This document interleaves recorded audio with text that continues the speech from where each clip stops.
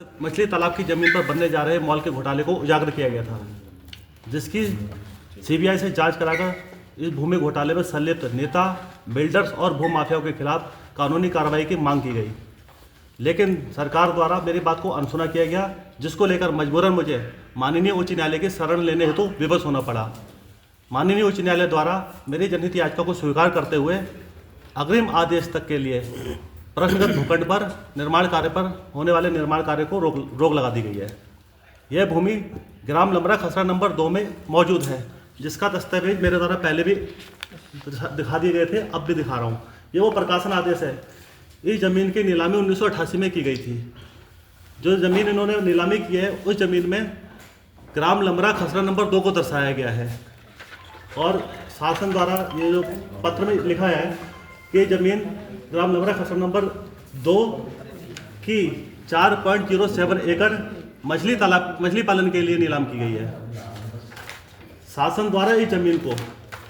नीलामी की शर्तों के अनुसार शासन द्वारा इस जमीन को केवल 2 वर्षों के लिए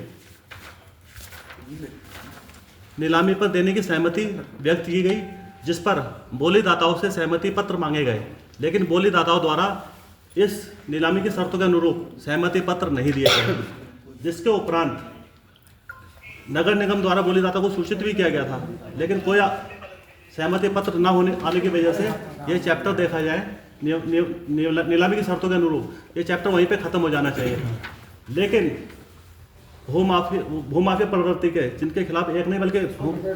इस तरह के अनेकों मुकदमे दर्ज है, उसमें से 20% के पार्टनर महेंद्र छावला द्वारा अपने पक्ष में अन्य पार्टनरों से शपथ पत्र लिए गए और उसके आधार पर उत्तराखंड शासन के सचिव पीसी शर्मा, जिनका ये है पत्र, इनसे साठगांठ की गई और 17 साल के उपरांत 3 गैर असंवैधानिक शासनादेश जारी कराए गए और इस जमीन को फ्री होल्ड कराने के लिए तत्कालीन जिलाधिकारी अपर जिलाधिकारी पर अनुचित दबाव बनाया गया, जिसके क्रम में तत्कालीन जिलाधिकारी गोपाल कृष्ण द्विवेदी का यह पत्र है, जिनके द्वारा शासन को अवगत कराया गया है कि जमीन जलमग्न है, नदी से रोड से 25-30 फीट गहरी है और तालाब के लिए जो भूमि जलमग्न होने की वजह से रुद्रपुर में महायोजना लागू है, ये जमीन फ्री होल्ड नहीं हो सकती है। इसी के क्रम में तत्कालीन अपर जिलाधिकारी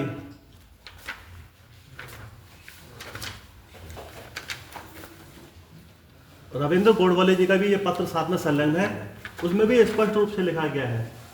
कि संबंधित प्रश्नगत भूमि महायोजना के अंतर्गत जलमग्न भूमि है, खुला क्षेत्र है, जिसको फ्री होल्ड नहीं किया जा सकता है। ये सारी आपत्तियों को नज़रअंदाज करते हुए तत्कालीन सचिव द्वारा अनुचित आदेश पारित करके इस जमीन को ठिकाने लगाने का काम किया गया। इन सारे घटनाक्रम को लेकर वर्ष 2023 में मेरे द्वारा और मुझसे पहले भी कई शिकायती संज्ञान लेकर शासन द्वारा इस समय में जिलाधिकारी श्री युगल किशोर